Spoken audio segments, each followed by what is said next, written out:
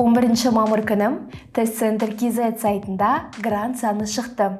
Бірақ бұл грант саны толық емес. Көп оқушылар бұл гранттардың қандай грант екенін және кімдерге арналған грант екенін түсінбеуде. Бұл видео арқылы сол гранттардың қандай гранттар екенін түсіндіріп береміз. Ең бірінші, 2022-2023 оқу жылына педагогикалық білім беру бағдарламаларының топтары бойынша грант саны көрсетілген. Бұл педагогикалық квота бойынша бөлінген гранттар. Жалпы педагогикалық квота дегеніміз не? Мұғалімдік мамандықтарға бөлінген кейбір гранттар арнайы университеттерге бөлінеді.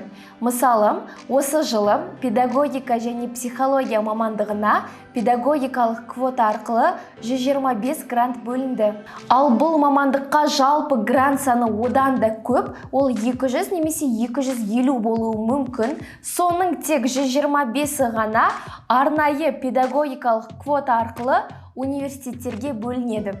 Екіншісі, 2022-2023 оқу жылына Қазақстан Республикасының үкіметі айқындаған өңірлерге қоныс аударған ауыл жастары арасынан шыққан Қазақстан Республикасының азаматтарын оқытуға арналған грант саны. Бұл тізімде солтүстік және шығыс өңірлердің университеттері көрсетілген. Демек, бұл серпін гранттары.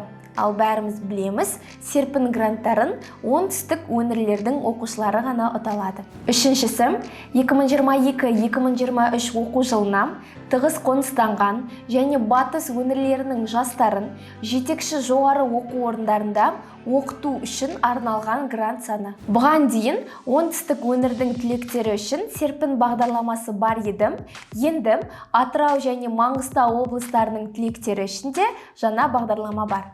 Атырау облысының түлектеріне 4000 грант, ал Маңғыстау облысының түлектеріне 6000 грант бөлінген.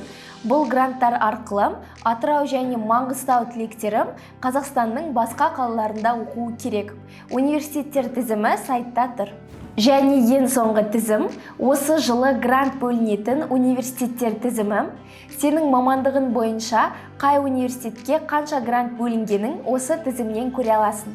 Құрметті көрермен, толық грант саны шыққан кезде біз міндетті түрде приложениеде жариялаймыз. Сол үшін JOKZ приложениясын жүктеп алуды ұмытпа, ал саған ұбт-да сәттілік тілейміз.